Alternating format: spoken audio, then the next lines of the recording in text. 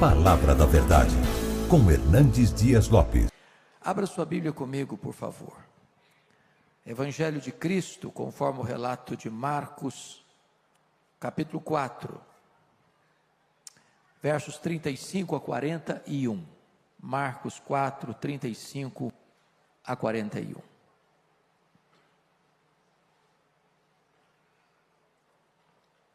Peço sua gentileza de, após a leitura do texto, não fechar sua Bíblia ou não desligar o texto bíblico aí no seu smartphone. Está escrito assim: naquele dia, sendo já tarde, disse-lhes Jesus: passemos para outra margem. E eles, despedindo a multidão, o levaram assim como estava no barco, e outros barcos o seguiam. Ora, levantou-se grande temporal de vento, e as ondas se arremessavam contra o barco, de modo que o mesmo já estava a encher-se de água. E Jesus estava na popa, dormindo sobre o travesseiro. Eles o despertaram e lhe disseram: Mestre, não te importa que pereçamos?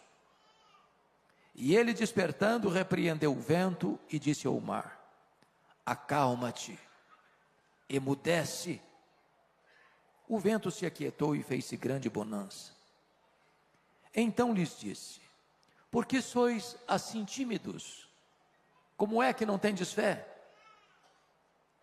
E eles, possuídos de grande temor, diziam uns aos outros: quem é este, que até o vento e o mar lhe obedecem?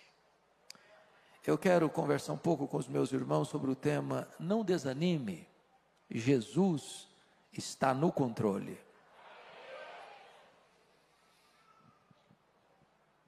A título de introdução, eu quero fazer 4 declarações. A primeira declaração é que as tempestades da vida existem e elas são inevitáveis.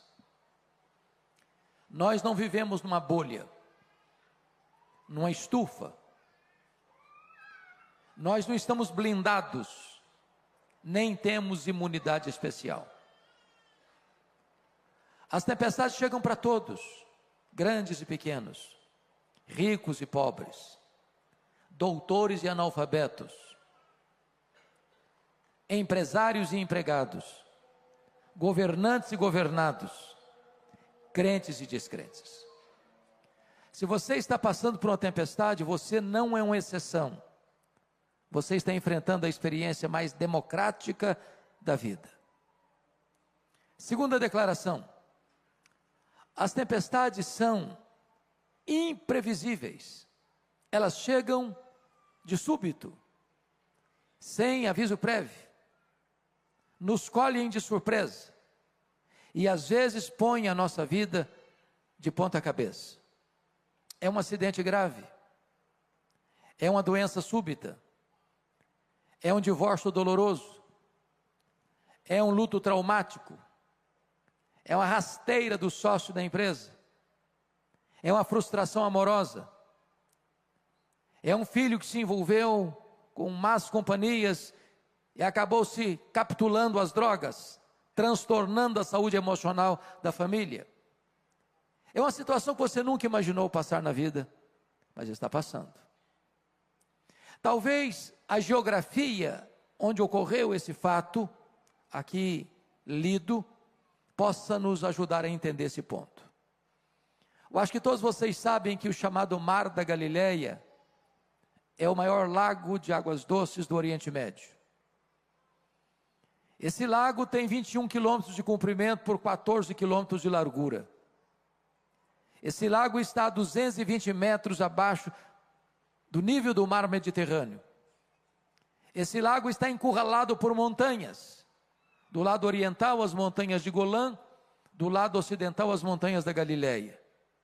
No extremo norte de Israel, não muito distante dali, fica o monte mais alto da nação, o Monte Hermon, cujo cimo sempre coberto de gelo. De vez em quando acontece um fenômeno ali. Os ventos gelados descem dessa montanha, e encurralados pelos montes, batem na superfície do lago e às vezes sol a pino.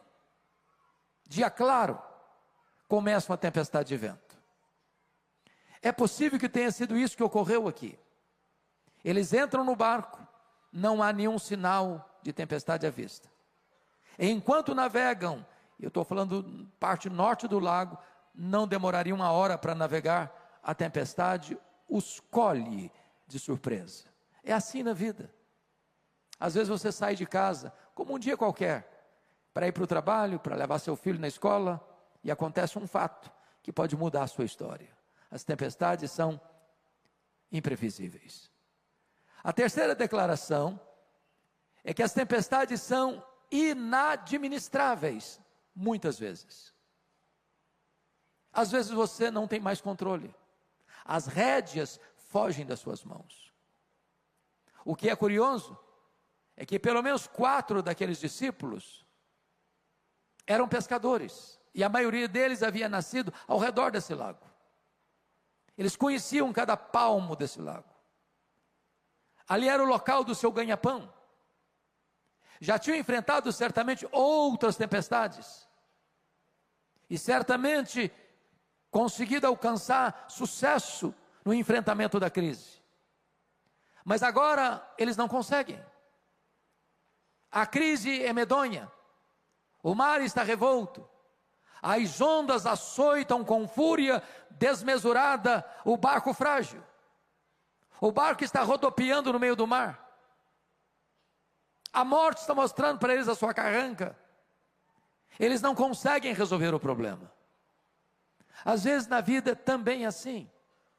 Situações outrora pequenas, que você conseguia administrar, resolver, não consegue mais. Quantos de nós pastores aqui já ouvimos isso? Pastor, a pessoa com quem me casei é outra pessoa. É uma pessoa estranha. Eu não compreendo mais. Eu não entendo mais. Tornou-se uma pessoa dura, cáustica, tóxica. É assim na vida. Às vezes os problemas parecem insanáveis, insolúveis. As crises chegam e nós não conseguimos administrá-las. Mas a quarta verdade, a título de introdução, é consoladora. As tempestades são também pedagógicas. E isso significa que nós cremos que Deus é soberano.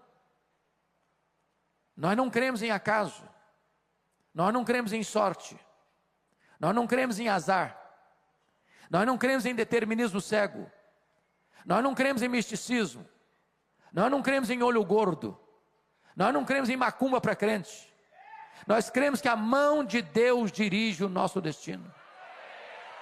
Se você está passando por uma tempestade, não é porque Deus está longe, não é porque Deus está indiferente, não é porque Deus não gosta de você, não é porque Deus foi pego de surpresa. Se você está passando por uma tempestade, é porque Deus tem um propósito nisso. As tempestades não vêm para nos destruir, vêm para tonificar as musculaturas da nossa alma. Elas não vêm para nos reprovar, elas vêm para nos provar e nos aprovar.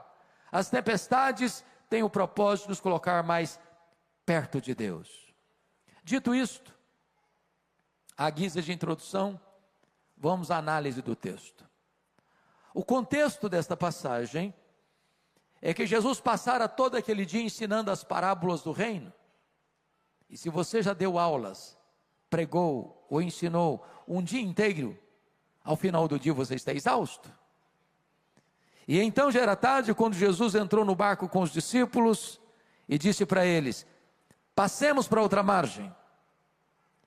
E ele pegou um travesseiro, foi para a popa do barco, deitou e dormiu. Ele era perfeitamente homem. E enquanto Jesus dormia, e enquanto o barco deslizava pelas águas esmaltadas do lago de Genezaré, o mar da Galileia, chega a tempestade subitamente. E eu fico até imaginando Pedro dizendo para os seus colegas assim: vamos deixar o mestre descansar. Nós temos conhecimento, nós temos experiência, nós temos know-how, nós temos expertise, nós resolveremos o problema. Mas não conseguem. quando haviam já baldados todos os esforços, diante da carranca da morte, o barco enchendo-se de água, eles recorrem a Jesus, no verso 38, com uma pergunta em tom de censura: Mestre, não te importa que pereçamos? E o texto diz que Jesus se desperta, repreende o vento, repreende o mar e diz: acalma, sossega. E o mar se encolhe como uma fera amansada, o vento recolhe as recâmaras, a grande bonança. Então Jesus se volta para eles no verso 40 e pergunta: por que sois assim tímidos? Como é que não tendes fé? E eles, tomados de profunda reverência, perguntam uns para os outros: quem é este, que até o vento e o mar lhe obedecem? Se vocês perceberam comigo, este texto está regido por 3 perguntas. Verso 38, a pergunta dos discípulos a Jesus. A segunda pergunta, verso 40, é a pergunta de Jesus aos discípulos. O verso 41, a terceira pergunta, é a pergunta entre os discípulos. Ora, se o texto está regido pelas 3 perguntas, é sobre elas que vamos conversar daqui para frente. Vamos então à primeira pergunta: Mestre, não te importa que pereçamos? Esta é a sua pergunta. Esta é a minha pergunta. Esta é a nossa pergunta. Nas horas mais difíceis da vida, nas madrugadas mais escuras da alma, nos vales mais profundos da nossa jornada, nas horas mais difíceis da nossa vida, quando as lágrimas rolam quente pela nossa face, quando as nossas forças se acabam, quando a morte nos espreita, quando a situação é irremediável, quando nós não sabemos mais o que fazer, quando nós já empregamos todo o nosso conhecimento e toda a nossa experiência e o problema só se agrava, quando você ora por um enfermo e a doença se agrava, quando você ora pela conversão de um marido ou de uma esposa e a pessoa se torna mais dura ainda, quando você ora por um filho e você não vê o sinal da transformação na vida dele, quando você acha que você não tem mais o que fazer, você recorre também a Jesus com esta mesma pergunta. Mas essa pergunta não é uma pergunta apenas, é uma censura. O que os discípulos estão dizendo é o seguinte: o Senhor não vai fazer nada? Vais continuar dormindo? Não estás percebendo o nosso perigo? Não estás vendo que a morte nos encurrala? Vais continuar assim?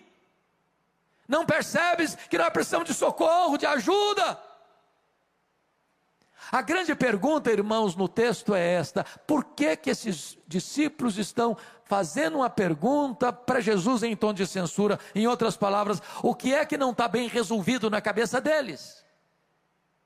Primeiro, o que não está bem resolvido na cabeça deles é a palavra de Jesus do verso 35: passemos para outra margem. E agora estão enfrentando uma tempestade, porque na nossa cabeça, no nosso imaginário, se nós estamos andando com Jesus, se nós estamos fazendo o que Jesus nos mandou fazer, vai dar tudo certo. Não tem tempestade, não tem crise, o mar vai estar esmaltado, vai ser uma viagem de céu de brigadeiro, não vai ter nenhum problema. Aqueles que nasceram num berço cristão, como eu, se lembram daquele cântico que aprendemos lá na infância: com Cristo no barco tudo vai muito bem, vai muito bem, vai muito bem. Com Cristo no barco tudo vai muito bem. O problema é que Jesus está no barco e não está nada bem. Esse é o problema. Você é crente, você é gente de Deus, você é dizimista fiel, você é um ofertante generoso, você é um crente comprometido e está passando por uma baita de uma tempestade. Parece que isso gera uma angústia na nossa alma e uma tristeza profunda no nosso coração. Mestre, não te importas? Por que eles estão fazendo essa pergunta em tom de censura? Segundo lugar, porque eles não conseguem entender ou conciliar o fato da urgente necessidade deles com a demora de Jesus. Jesus está dormindo dentro do barco. Quem está dormindo não está agindo. Tem hora, meus amados, que a demora de Deus nos aflige mais do que a própria tempestade. Tem hora que o silêncio de Jesus grita mais alto nos ouvidos da nossa alma que o barulho mais ruidoso das circunstâncias mais adversas. Eu fico imaginando, pastor Marcos, que a maior angústia de Marta e de Maria não foi a doença do Lázaro, foi a demora de Jesus. Porque a Maria estava com a teologia muito boa ao mandar um recado para Jesus. Ela não disse assim: Senhor, cancela a tua agenda aí, corra para cá, eu tenho necessidade urgente, precisamos do Senhor, venha logo. Não, não foi esse o recado. Mestre, está enfermo aquele a quem amas. Senhor, está enfermo aquele a quem amas. Não precisa falar mais nada. Quem ama tem pressa em socorrer a pessoa amada. Agora eu queria que você compreendesse comigo um ponto. Marta morava em Betânia e Jesus estava ensinando num local que era 35 quilômetros dali. Um dia de viagem, a pé. Então percebam vocês que aquele homem sai da casa da Marta, caminha um dia inteiro, chega lá e disse: Senhor, a Marta mandou falar para o Senhor que está enfermo aquele em quem tu amas. Aí Jesus diz assim: esta enfermidade não é para a morte, é para a glória de Deus. Mas Jesus disse para os discípulos assim: o Lázaro morreu. Morreu quando? No mesmo dia que o emissário saiu da casa da Marta. No segundo dia o homem volta com um recado para Marta: esta enfermidade não é para a morte, é para a glória de Deus. Mas quando ele chega lá, o Lázaro já está morto e sepultado. Olha o nó na cabeça da Marta. Diz o texto que Jesus fica mais 2 dias onde estava depois de receber o recado. Se o homem gastou um dia para ir, mais 2 dias são 3 dias. Aí Jesus vai no outro dia, que é o 4º dia. Quando chega lá, o Lázaro está morto e sepultado há 4 dias. Quando Marta vai encontrar-se com Jesus, ela nem falou shalom para ele, nem falou bom dia para ele, foi logo despejando a sua mágoa. Se tu estiveres aqui, meu irmão não teria morrido. Em outras palavras, o senhor chegou atrasado, agora não adianta mais. A grande pergunta dos judeus era esta: por que não impediu que Lázaro morresse? Ele tinha curado tanta gente, ou pelo menos algumas pessoas à distância, por que não curou Lázaro? Ou no mínimo, por que ele não veio com o emissário para demonstrar pelo menos solidariedade, amizade? Por que ele ficou mais tanto tempo para lá? Por que ele só veio no 4º dia? É porque havia uma crença entre os rabinos que um morto podia ser ressuscitado pela ação humana, como aconteceu com Elias e Eliseu, até o 3º dia do morto. Era a crença deles. Na crença deles, depois de 4 dias, nenhum homem poderia ser o instrumento do milagre, só o próprio Deus em pessoa podia fazer esse milagre. Jesus espera até o 4º dia, para que a nação de Israel entendesse que não era apenas um grande homem entre os homens, ele era o próprio Deus entre os homens. Eu quero dizer para você nesta noite, nesta tarde, que Jesus não chega atrasado. No tempo de Deus ele chega, na hora certa ele chega. Se ele parece atrasado, é porque está preparando algo maior e melhor para a nossa vida. Ele nunca desampara aqueles que nele esperam, ele trabalha para aqueles que nele confiam. Ele chega na hora certa. Então diz o texto, que diante da pergunta em tom de censura, Jesus se levanta, se desperta e diz para o mar: acalma. Diz para o vento: sossega. Eu quero dizer para você que o mar tem ouvidos, que o vento escuta a voz do Criador, que a natureza obedece à voz do Criador. Ele deu uma ordem e o universo aparece. Ele deu uma ordem e o sol para. Ele deu uma ordem e as estrelas aparecem. Ele deu uma ordem e o vento cessa. Ele deu uma ordem e o mar se acalma. Ele deu uma ordem e a enfermidade tem que ir embora. Ele deu uma ordem, os demônios têm que bater em retirada. Ele deu uma ordem e os anjos saem para obedecê-lo. A sua voz é poderosa. A sua voz despedaça os cedros do Líbano. A sua voz faz tremer o deserto. E a sua voz está ecoando aqui nesta tarde. A sua voz é poderosa.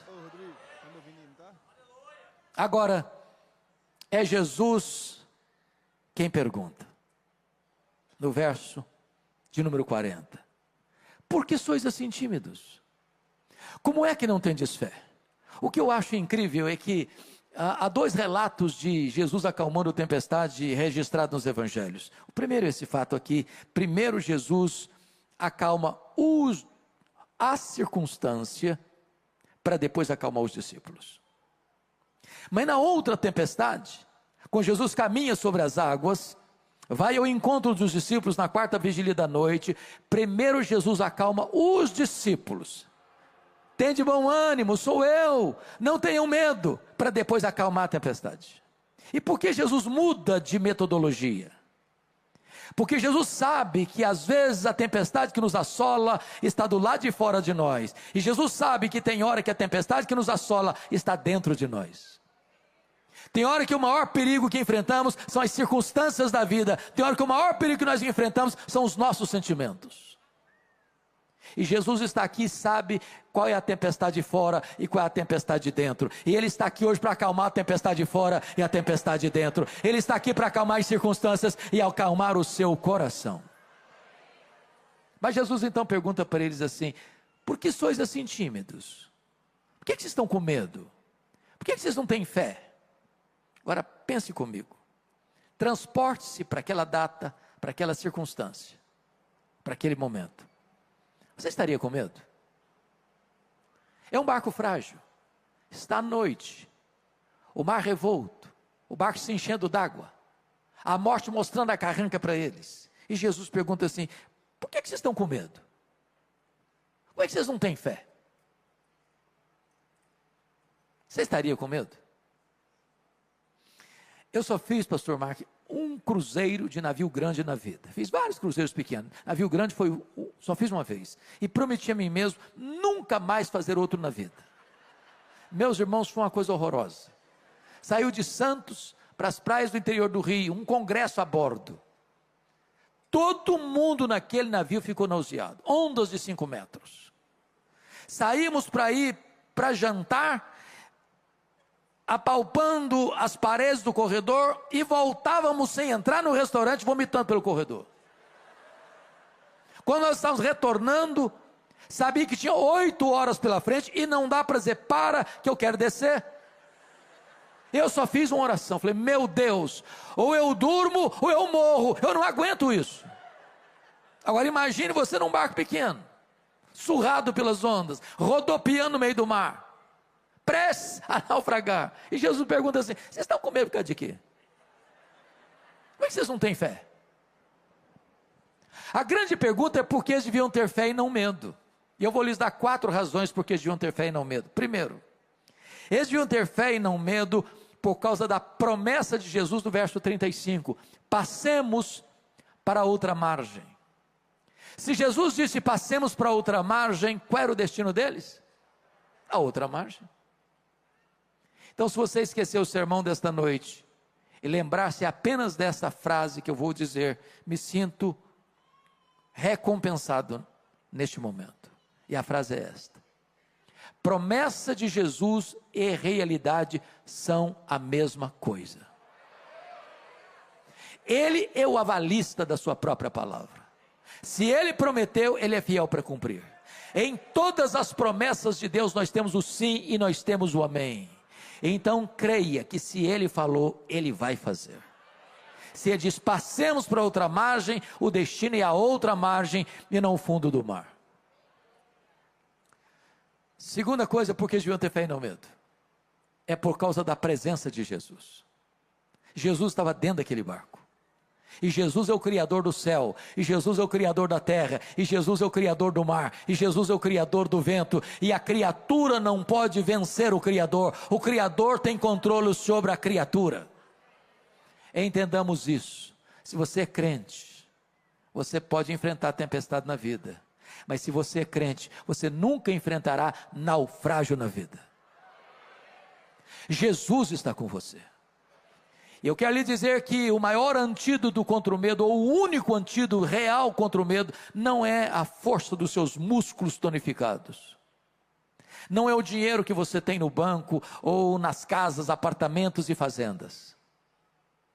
O que livra você do medo não é o conhecimento que você tem, os diplomas que enfeitam as suas paredes, ou as paredes do seu escritório. O que livra você do medo não é a influência social, política, econômica que você exerce nessa cidade. O fato de você enfrentar o medo, só tem um antídoto que livra você do medo, é a certeza de que Jesus está com você em toda e qualquer situação. Ainda que eu ande pelo vale da sombra da morte, eu não temerei mal nenhum, porque tu estás comigo, a tua vara e o teu cajado me consolam. Terceiro, por que eles deviam ter fé e não medo? Por causa da paz de Jesus. Jesus estava dormindo naquele barco. E a pergunta é, Jesus sabia que a tempestade viria? Obviamente que sim. E se sabia, por que dormiu?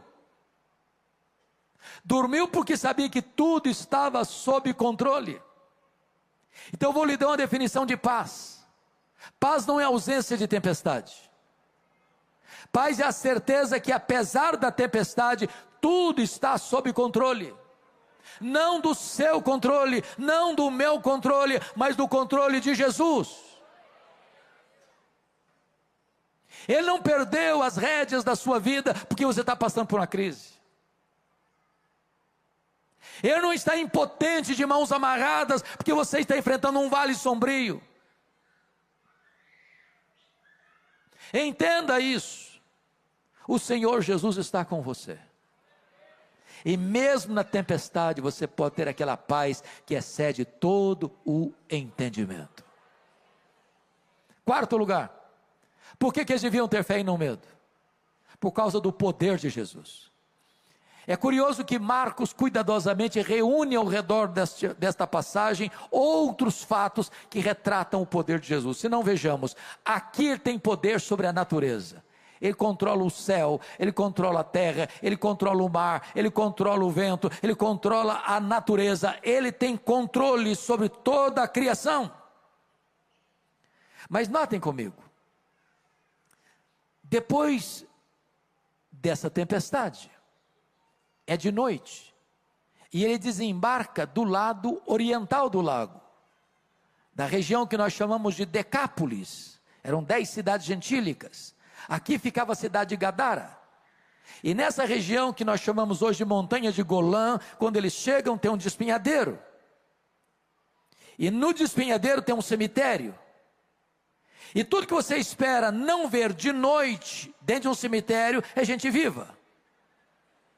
E lá tem um homem vivo, nu, violento, gritando de noite e de dia entre os sepulcros, tomado por uma legião de demônios, 6.000 demônios. Legião é a corporação romana de 6.000 soldados, a mais temida máquina de guerra do Império Romano. Por onde passava uma legião, tudo destruía, tudo devastava. Tem dentro de um único homem 6.000 demônios. Aquele homem é foragido da lei, as algemas não podem prendê-lo mais. Aquele homem é enjeitado da família, aquele homem é um pária da sociedade, aquele homem não tem mais espaço entre os vivos, por isso mora entre os mortos. Mas no reino de Deus não tem lata de lixo. No reino de Deus não tem gente descartável. Jesus viaja aquela noite para um lugar terrível como aquele, porque foi para lá para libertar aquele homem do poder dos demônios, para transformar a vida dele, para libertar a vida dele, para salvar a vida dele e para fazer dele um missionário, porque Jesus tem poder sobre a natureza, ele tem poder sobre os demônios. Ele manda no céu, ele manda na terra e ele manda no inferno. Louvado seja o seu nome. Mas quando Jesus retorna para Cafarnaum, à beira do lago, onde ele adotou como sua cidade, quartel-general do seu ministério, tinha uma multidão esperando por Jesus. E no meio dessa multidão tem uma mulher doente, há 12 anos sofrendo com hemorragia crônica, que já havia despendido todos os seus recursos e não conseguiu lograr qualquer êxito no tratamento. E essa mulher pensou: se eu apenas tocar a orla das vestes de Jesus, eu ficarei livre do meu mal. Essa mulher é anônima, ela é incógnita e precisa ser, porque ela é impura, cerimonialmente falando. Ela não pode frequentar o templo, ela não pode frequentar a sinagoga, ela não pode ir nas festas. Em quem ela tocar, a pessoa fica impura. Ela se esgueira no meio da multidão, pensando: se eu apenas tocar na orla das vestes de Jesus, eu ficarei livre do meu mal.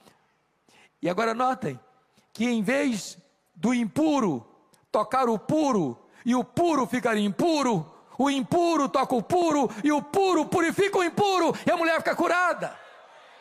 A hemorragia é estancada. O milagre acontece, sabe por quê? Porque Jesus tem poder sobre a natureza, Jesus tem poder sobre os demônios, e Jesus tem poder sobre as enfermidades.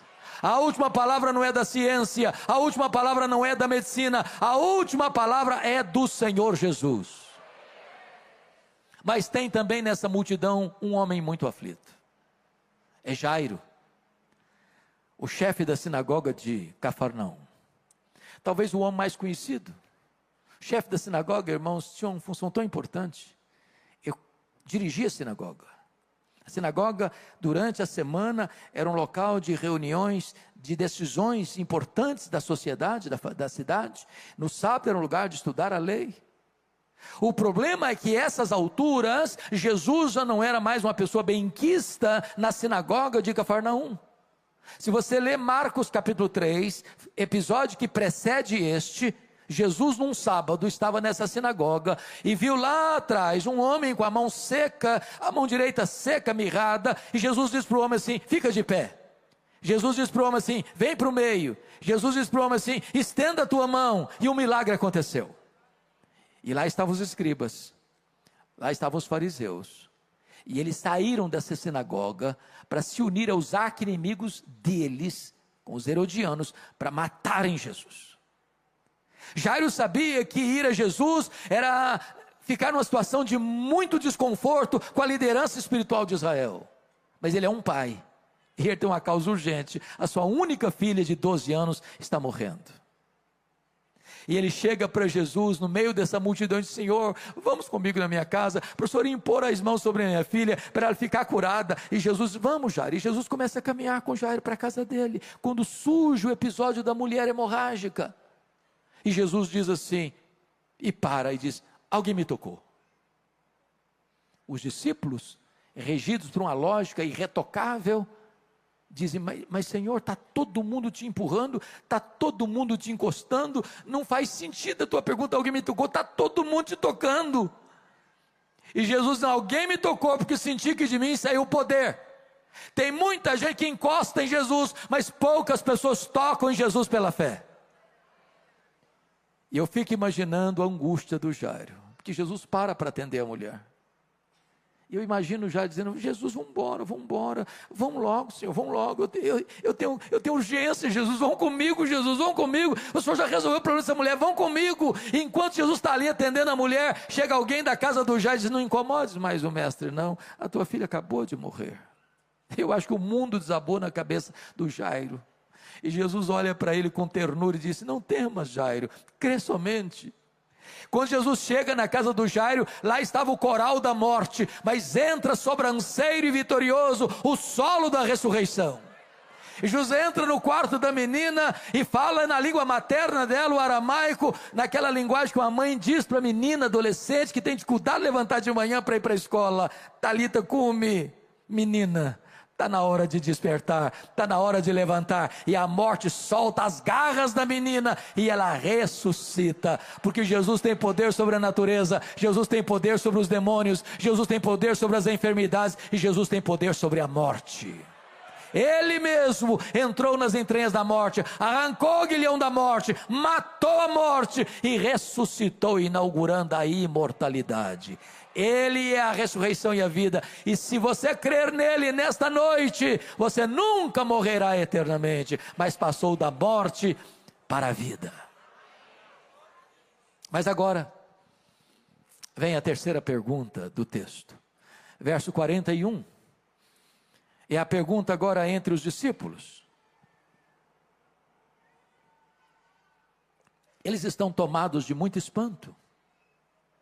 Eles estão olhando uns para os outros, todos molhados, porque o barco está se enchendo d'água. E pergunta assim: quem é este? Que até o vento e o mar lhe obedecem. Que pergunta emblemática. E você e eu poderíamos responder esta pergunta nesta noite.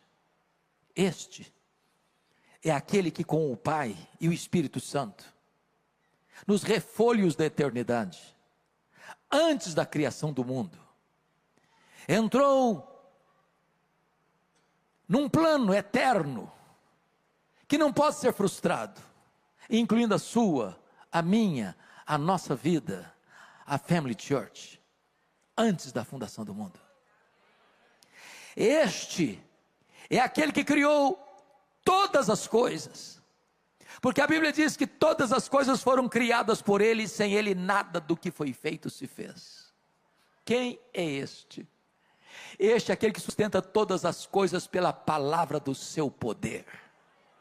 Quem é este? Este é a semente da mulher que nasceu para esmagar a cabeça da serpente. Quem é este? Este é o descendente de Abraão, em quem todas as famílias da terra são abençoadas. Quem é este? Este é o Cordeiro da Páscoa, cujo sangue vertido, colocado no batente das portas, livrou os primogênitos de Israel da morte no Egito. Quem é este? Este é aquele que é representado pela coluna de nuvem que guiava o povo de dia, pela coluna de fogo que guiava o povo de noite. Quem é este? Este é aquele que é simbolizado pelo maná que caía do céu, pela água que brotava da rocha. Quem é este? Este é aquele que é representado pelo tabernáculo. Este é aquele que é representado pela arca da aliança. Este é aquele que é representado por aquilo que estava dentro da arca, as tábuas da lei, o vaso com maná, a vara seca de Arão que floresceu. Quem é este? Este é aquele que é representado pelo templo, este é aquele que é representado pelas festas, este é aquele que é representado pelos sacrifícios, este é aquele que é representado pelo sábado. Tudo era sombra dele, ele é a realidade. Quem é este? Este é a estrela da manhã, este é o sol da justiça, este é o maravilhoso conselheiro, este é o Deus forte, este é o Pai da eternidade, este é o príncipe da paz. Quem é este? Este é o verbo que se fez carne e habitou entre nós. Este é o Cordeiro de Deus que tira o pecado do mundo. Este é o Cordeiro que foi morto, mas está vivo pelos séculos dos séculos e tem a chave da morte e do inferno. Quem é este? Este é o Alfa, este é o Ômega, este é o princípio, este é o fim, este é o Rei dos reis, este é o Senhor dos senhores. Quem é este?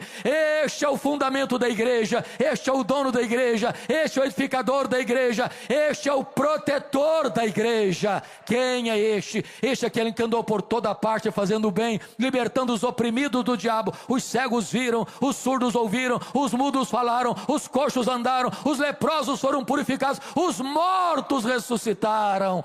Quem é este? Este é o grande, é o sol, este é o pão da vida, este é a luz do mundo, este é a porta das ovelhas, este é o bom pastor, este é a ressurreição e a vida, este é o caminho e a verdade e a vida, este é a videira verdadeira.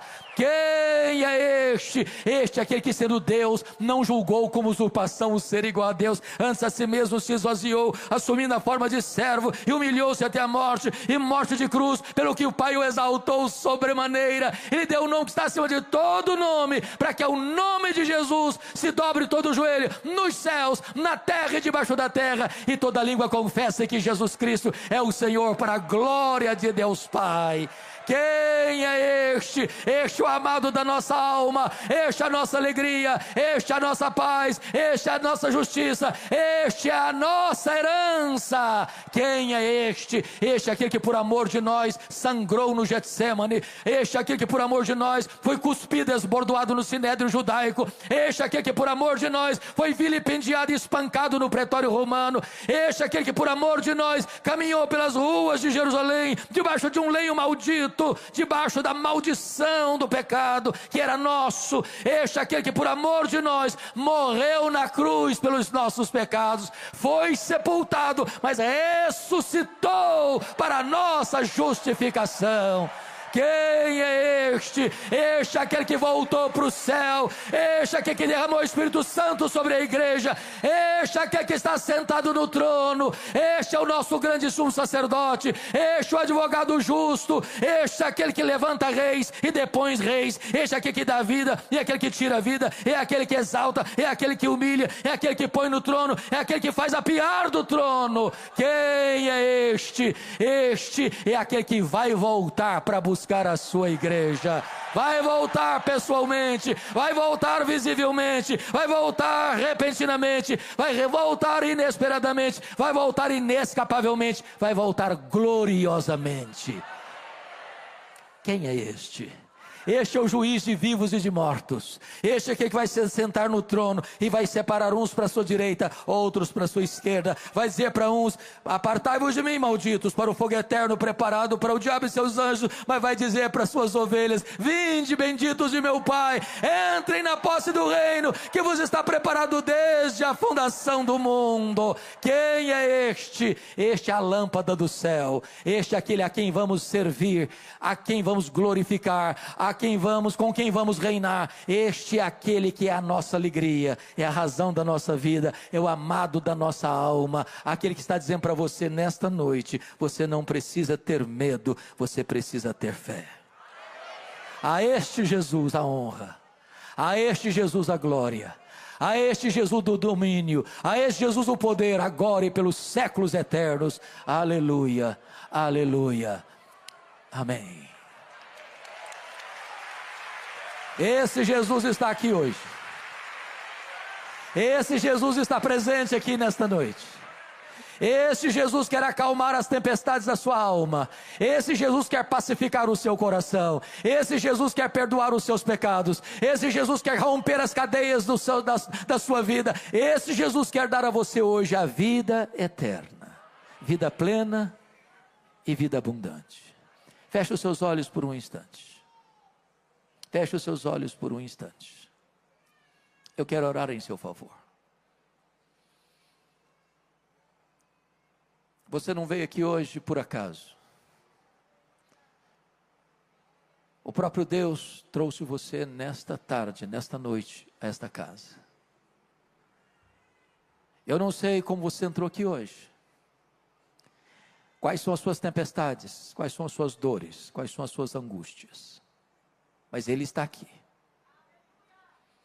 Ele está aqui para curar o enfermo, para libertar o cativo, para acalmar a tempestade da sua alma. Ele está aqui para levar você ao porto seguro e divinal. Ele está aqui para mostrar para você o seu poder, acalmar o seu coração e acalmar as circunstâncias da sua vida. Ele é o Todo-Poderoso Deus. Ele tem controle sobre a natureza, sobre os demônios, sobre as enfermidades, sobre a própria morte. Não há problema que Ele não resolva. Não há crise que Ele não reverta.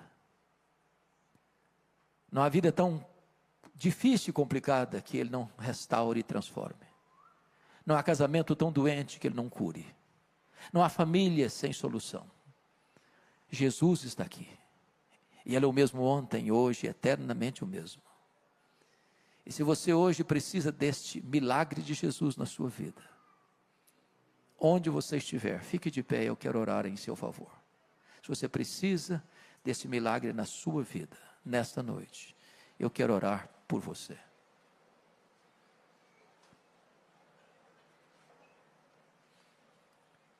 Deus, aqui está o teu povo, aqui está a tua igreja. Aqui estão tuas ovelhas. Pessoas pelas quais Jesus morreu e verteu o seu sangue. Aqui estão aqueles que passam também por lutas, por dissabores, por crises, por tempestades. Meu Deus, tem muitas tempestades que nós não sabemos mais o que fazer. Os nossos esforços já foram todos empregados e não conseguimos ver nenhuma saída. Mas tu estás aqui nesta noite e tu és poderoso para mudar esse cenário, para mudar o placar do jogo, para virar a mesa da nossa história e para trazer para nós livramento, restauração. Que agora, meu Deus, o barco da nossa vida possa singrar as águas, ainda que revoltas, para chegar no porto divinal. Nós cremos que tu estás no controle da nossa vida. Ainda que não vejamos, ainda que não sintamos, ainda que a providência seja carrancuda, ainda que a circunstância seja adversa, nós cremos que tu és poderoso nesta noite para acalmar o nosso coração. E tu és poderoso para acalmar as circunstâncias da nossa vida. Em nome de Jesus, visita cada coração.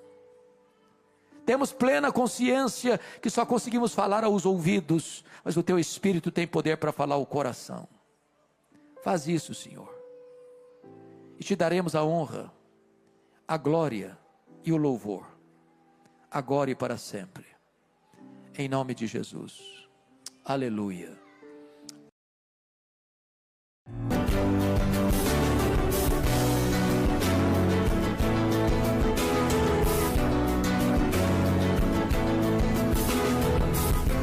Palavra da Verdade, com Hernandes Dias Lopes.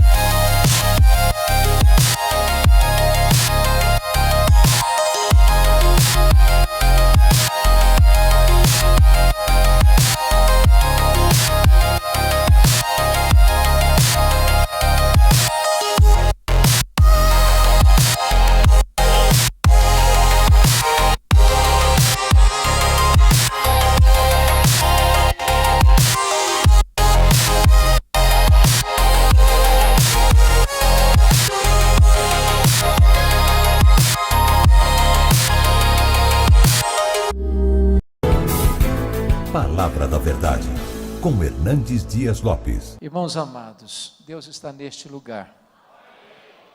E onde Deus está, coisas novas, coisas lindas, coisas grandes acontecem. Eu quero repartir com vocês um texto que me é muito caro. E esse texto está no primeiro livro de Samuel. Primeiro livro de Samuel, capítulo 1. É a história de uma mulher que tinha um drama pessoal, tinha uma angústia na alma, tinha uma necessidade. E essa mulher coloca esta causa dela na presença de Deus. E ela chora diante de Deus. E ela insiste com Deus. E ela enfrenta tantas adversidades, mas pela fé ela prevalece. E ela alcança uma grande vitória. E Deus se manifesta na vida dela com reflexos para toda a sua nação. E eu não sei como é que você entrou aqui hoje. Talvez com o coração pesado. Talvez até ansioso a respeito do que está por vir. Talvez precisando de um toque da mão de Deus. De uma resposta de Deus hoje. Quem sabe você tem esperado muitos anos uma palavra, um sinal do favor de Deus. Quem sabe pela graça de Deus hoje pode ser esse dia. Então eu queria que você abrisse sua Bíblia comigo aí no primeiro livro de Samuel, no capítulo 1, para nós lermos esse texto. E você vai acompanhar essa leitura comigo. Está escrito: houve um homem de Ramataim Zofim, da região montanhosa de Efraim, cujo nome era Eucana, filho de Giroão, filho de Eliú, filho de Tou, filho de Zufi, efraimita. Tinha ele duas mulheres, uma se chamava Ana e a outra Penina. Penina tinha filhos, Ana, porém, não os tinha. Este homem subia da sua cidade de ano em ano a adorar e a sacrificar ao Senhor dos Exércitos em Siló. Estavam ali os dois filhos de Eli, Rofini e Finéias, como sacerdotes do Senhor. No dia em que Eucana oferecia o seu sacrifício, dava ele porções deste a Penina, sua mulher, e a todos os seus filhos e filhas. A Ana, porém, dava porção dupla, porque ele amava, ainda mesmo que o Senhor a houvesse deixado estéril. A sua rival a provocava excessivamente para irritar, porquanto o Senhor lhe havia cerrado a madre. E assim o fazia ele de ano em ano. E todas as vezes que Ana subia à casa do Senhor, a outra irritava, pelo que chorava e não comia. Então Eucana, seu marido, lhe disse: Ana, por que choras? E por que não comes? E por que estás de coração triste? Não te sou eu melhor do que 10 filhos? Após terem comido e bebido em Siló, estando Eli o sacerdote assentado numa cadeira, junto a um pilar do templo do Senhor, levantou-se Ana e com amargura de alma orou ao Senhor, e chorou abundantemente, e fez um voto dizendo: Senhor dos exércitos, se benignamente atentares para a aflição da tua serva, e de mim te lembrares, e da tua serva te não esqueceres, e lhe deres um filho varão, ao Senhor o darei por todos os dias da sua vida, e sobre a sua cabeça não passará navalha. Demorando-se ela no orar perante o Senhor, passou Eli a observar-lhe o movimento dos lábios, porquanto Ana só no coração falava. Seus lábios se moviam, porém não se lhe ouvia voz nenhuma. Por isso Eli a teve por embriagada e lhe disse: Até quando estarás tu embriagada? Aparta de ti esse vinho. Porém Ana respondeu: Não, Senhor meu, eu sou mulher atribulada de espírito. Não bebi nem vinho nem bebida forte, porém venho derramando a minha alma perante o Senhor. Não tenhas, pois, a tua serva por filha de Belial, porque pelo excesso da minha ansiedade e da minha aflição é que tenho falado até agora. Então lhe respondeu Eli: Vai-te em paz, e o Deus de Israel te conceda a petição que lhe fizeste. E disse ela: acha tua serva mercê diante de ti. Assim a mulher se foi seu caminho e comeu, e o seu semblante já não era triste. Levantaram-se de madrugada e adoraram perante o Senhor, e voltaram e chegaram à sua casa a Ramá. Eucana coabitou com Ana, sua mulher, e lembrando-se dela o Senhor, ela concebeu. E passado o devido tempo teve um filho, a que chamou Samuel, pois dizia: do Senhor o pedi. Verso 26. Disse Ana a Eli: ah, meu Senhor, tão certo como vives, eu sou aquela mulher que aqui esteve contigo orando ao Senhor. Por este menino morava eu, e o Senhor me concedeu a petição que eu lhe fizera, pelo que também o trago como devolvida ao Senhor por todos os dias que viver, pois do Senhor o pedi. E eles adoraram ali o Senhor. Amém. Eu quero conversar com vocês nesta noite sobre o tema: não desista de seus sonhos. Não desista de seus sonhos. Era o ano de 1952 na Nova Zelândia, quando um grande esportista daquele país, Edmund Hillary, nutriu no seu coração um sonho inédito, um sonho audacioso, o sonho de escalar a montanha mais alta do planeta, o sonho de chegar no topo do Pico Everest, com mais de 8.800 metros de altitude. Edmund Hillary preparou-se para aquela grande empreitada da sua vida, mas quando ele partiu para realizar o seu sonho, ele fracassou. Ele não conseguiu chegar no topo do Everest. 6 meses depois, ele foi convidado para dar uma palestra em Londres, na Inglaterra. E quando ele chegou naquele bonito auditório, propositadamente as pessoas haviam colocado uma grande gravura do Monte Everest na parede.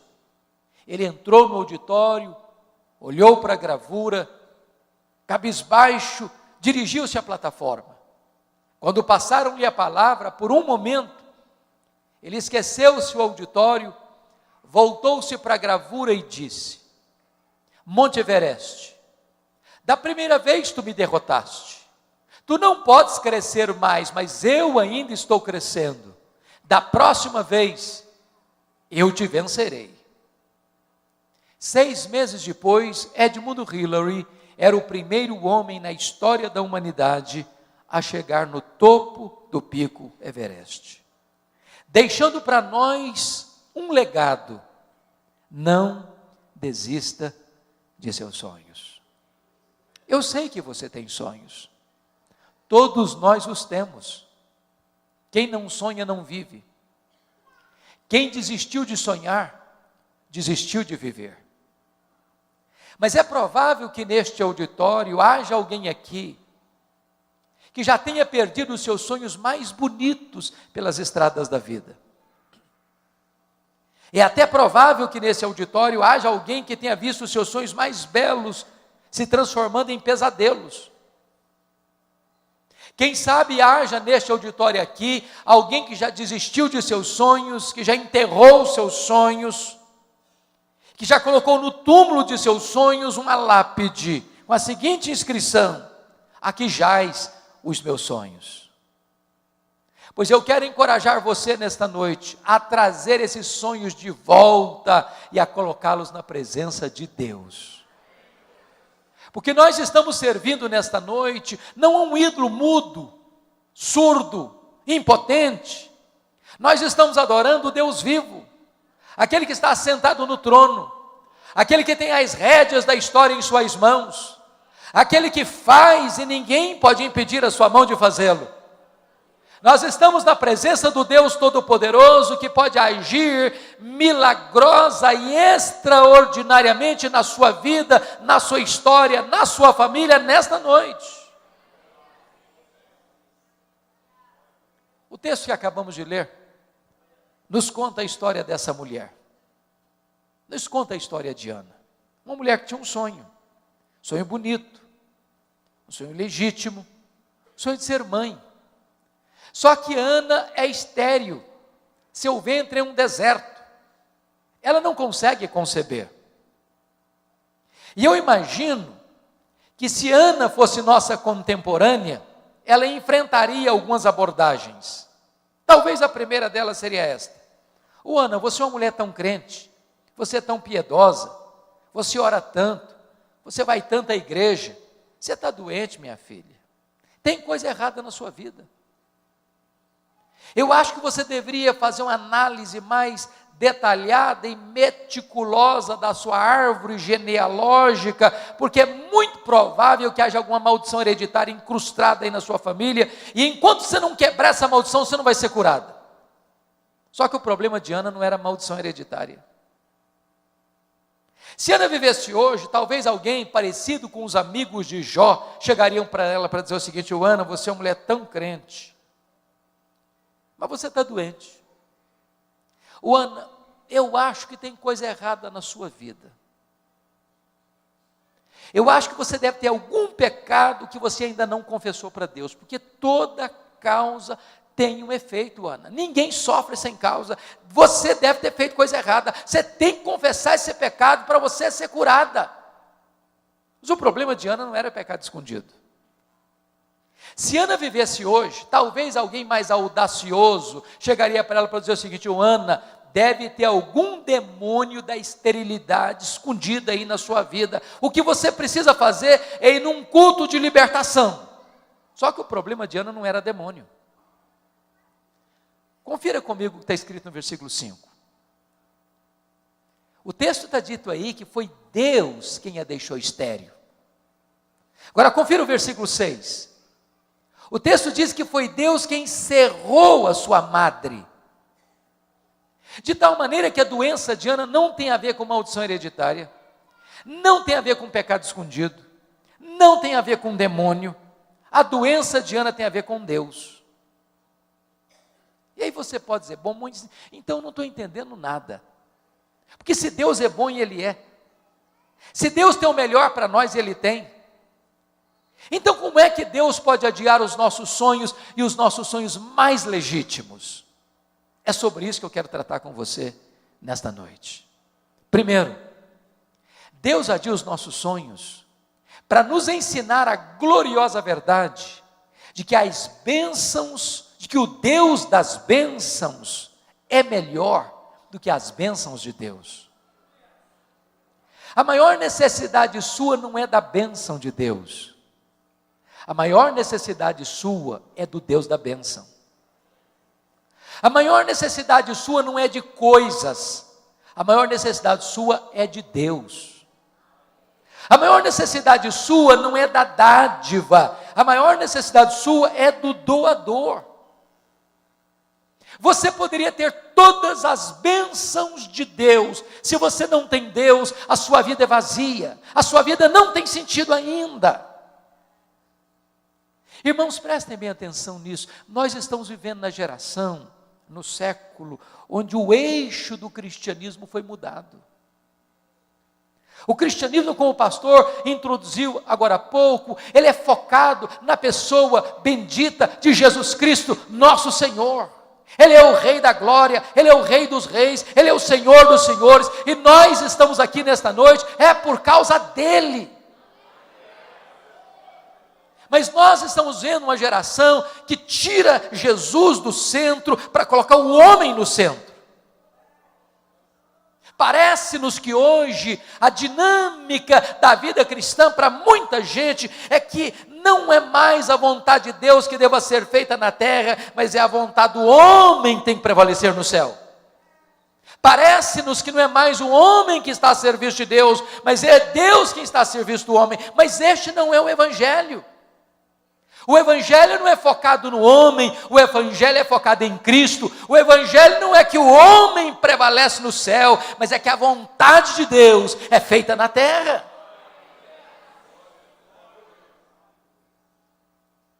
Quando nós começamos a colocar coisas e pessoas no lugar de Deus, Deus adia os nossos sonhos. Para nós entendermos que Ele, Deus, precisa ocupar o primeiro lugar na nossa vida. Que Ele, Deus, precisa ser o primeiro na nossa agenda. Para nós entendermos que Deus é melhor do que as bênçãos de Deus, que o doador é melhor do que a dádiva. A segunda verdade, ou a segunda coisa que Deus faz quando os nossos sonhos são adiados, a segunda lição que Deus nos ensina é esta: Deus adia os nossos sonhos para nós entendermos que tudo o que nós temos, tudo o que nós somos, veio de Deus, é de Deus e deve ser consagrado de volta para Deus. Olha o que Ana disse para Eli: por este menino orava eu, pelo que o trago como devolvido por todos os dias da sua vida ao Senhor. Se Ana não tivesse entendido isso, Samuel teria sido um ídolo na sua vida. Se Ana não tivesse entendido isso, a vida dela teria gravitado ao redor de Samuel.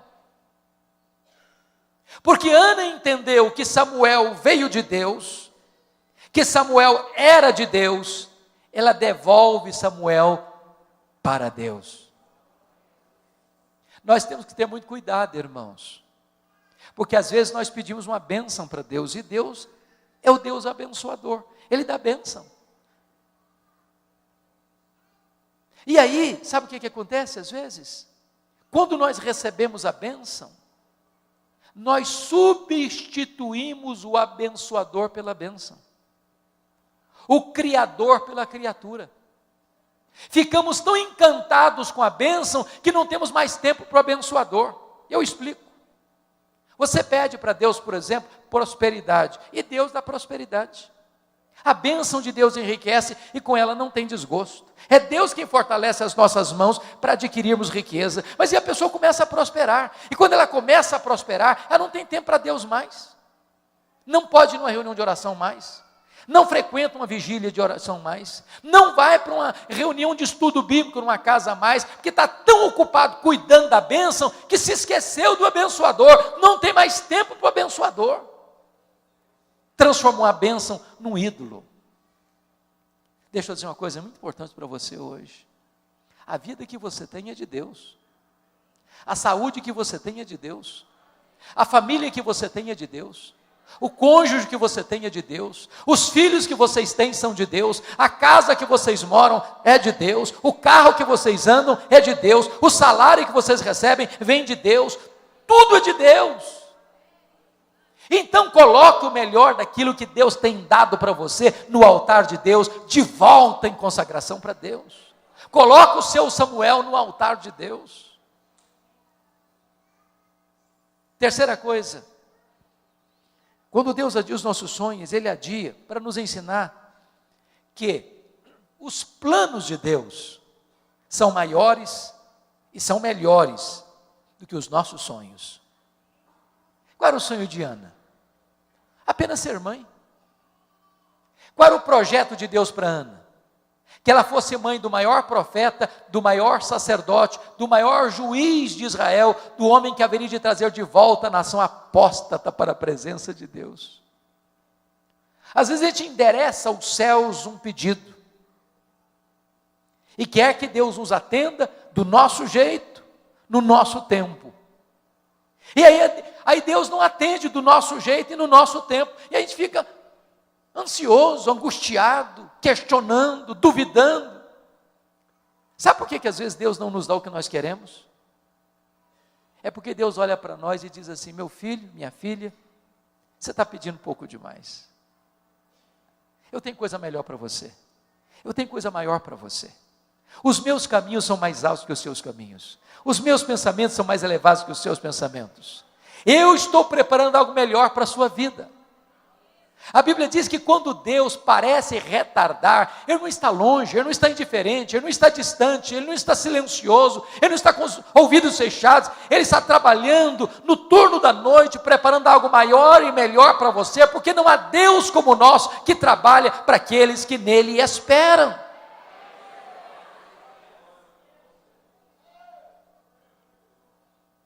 Quando José do Egito estava preso, diz a Bíblia que ele pediu ao copeiro do faraó para lembrar-se dele. E diz a Bíblia que o copeiro do faraó esqueceu-se dele. E ele ficou mais 2 anos mofando na cadeia. E você pode questionar, mas onde está Deus que deixa um filho seu inocente padecer numa prisão imunda? Por que Deus não tirou José da cadeia quando ele queria sair de lá? Se Deus tivesse tirado José da prisão quando ele queria sair da cadeia, o máximo talvez que ele teria sido era um bom lavador de copos no palácio do faraó. Mas naqueles 2 anos, Deus estava construindo a rampa do palácio para que ele saísse da cadeia e fosse governador do Egito. Deixa eu dizer para você, os planos de Deus são maiores e são melhores do que os seus sonhos. Se Deus está adiando o seu sonho, não é porque Ele é indiferente, é porque Ele está trabalhando, não contra você, mas trabalhando por você. 4º lugar, sabe por que Deus adia os nossos sonhos? Deus adia os nossos sonhos porque Ele é Deus, livre, soberano, que faz todas as coisas conforme o conselho da sua vontade. Confira comigo o cântico de Ana, que está aí no capítulo 2, versos 6 a 8, deste mesmo livro. Olha o que Ana vai dizer.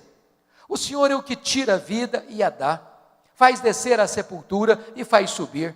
O Senhor empobrece e enriquece, abaixa e também exalta. Levanta o pobre do pó e desde o monturo exalta o necessitado, para o fazer assentar-se entre príncipes. Preste bem atenção aqui. Algumas pessoas hoje, em nome até de uma fé robusta, beiram a blasfêmia. Quando chegam para Deus, com petulância, com soberba, e dizem assim: Deus, eu exijo. Deus, eu proíbo. Deus, eu determino. Deus, eu decreto. E ai de Deus se não atender. Até parece que essas pessoas estão assentadas num alto e sublime trono, e que Deus está no escabelo de seus pés. Tolice, tolice. Deus é soberano. Deus está assentado num alto e sublime trono. Deus tem as rédeas da história em suas mãos. Deus levanta reis e Deus depõe reis. Deus levanta reinos e Deus abate reinos. Deus pega aquele que está lá no topo da pirâmide e joga-o no chão, e pega o que está sentado no monturo e o faz assentar-se entre príncipes. Ele é Deus.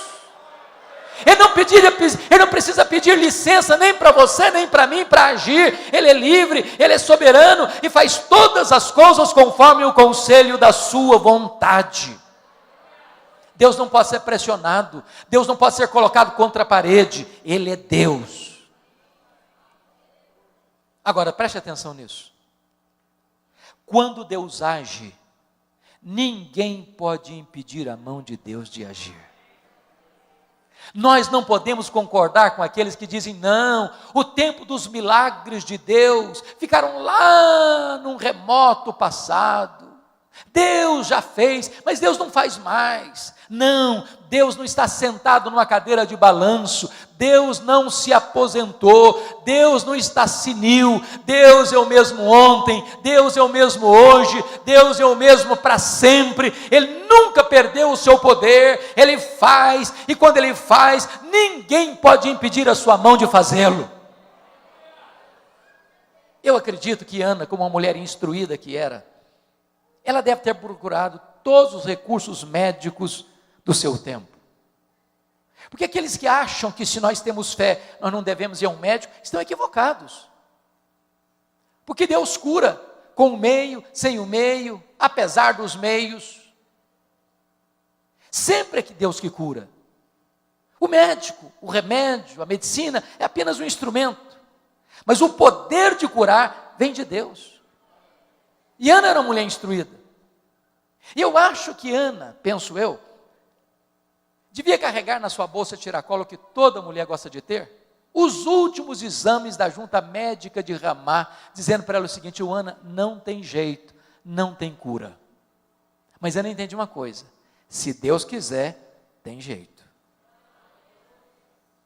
A última palavra não é da ciência. A última palavra não é da medicina. A última palavra é do Deus vivo. Se Deus quiser, tem jeito. Para Deus não tem causa perdida. Para Deus não tem doença incurável. Para Deus não tem vida irrecuperável.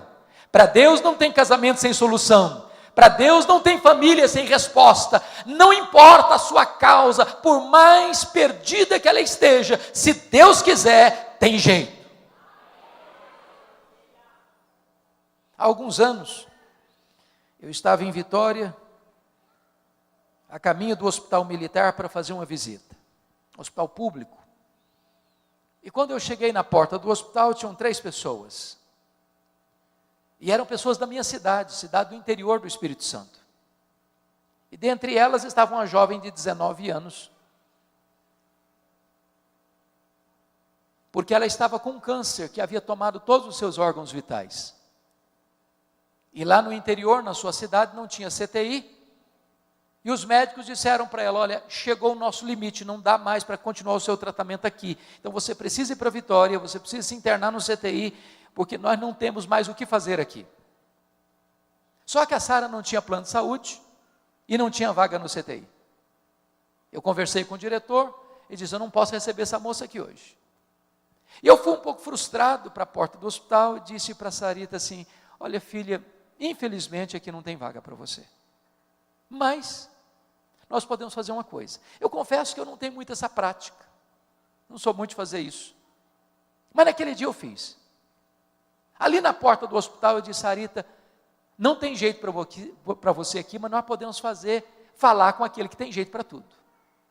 E ali na porta do hospital, eu impus as mãos sobre a Sarita e disse, meu Deus, essa moça não tem lugar aqui nesse hospital, mas se tu quiseres, Deus, o Senhor pode curá-la também na porta desse hospital. Porque para ti não tem coisa impossível. E orei por ela. Quando eu terminei de orar, aproxima-se um jovem e disse, essa moça tem um primo que é médico em outra cidade do estado, e lá tem CTI. Falei, então vamos ligar para ele. Ligamos para o médico, ele disse, tem CTI, pode trazer a minha prima para cá. Imediatamente, ela faz a viagem de aproximadamente 200 quilômetros. Quando ela chega na outra cidade, o médico pega os exames, constata a gravidade do problema, coloca numa maca, começa a palpar o seu ventre. Achou estranho? Submeteu a Sarita aos mais rigorosos exames daquele hospital, não tinha mais nada no seu corpo. Sarita voltou para casa completamente curada naquele mesmo dia. Sabem por quê? Porque quando Deus quer, tem jeito. Eu não estou dizendo para você que todas as pessoas pelas quais eu e você oramos, Deus vai curar. Eu não estou dizendo isso. O que eu estou dizendo é que quando Deus quer, tem jeito. Então não desista de lutar. Então não desista de seus sonhos. Por mais difícil que seja a causa, por mais amarga que seja a luta, por mais renhida que seja a batalha, não desista em nome de Jesus. Agora, deixa eu dizer uma coisa para você. Quando nós temos sonhos, temos que ter muito cuidado, sabem por quê? Porque há assassinos de sonhos soltos por aí. E Ana teve que lidar pelo menos com 3 assassinos de sonhos. A primeira pessoa que tentou matar os sonhos de Ana foi a sua rival Penina.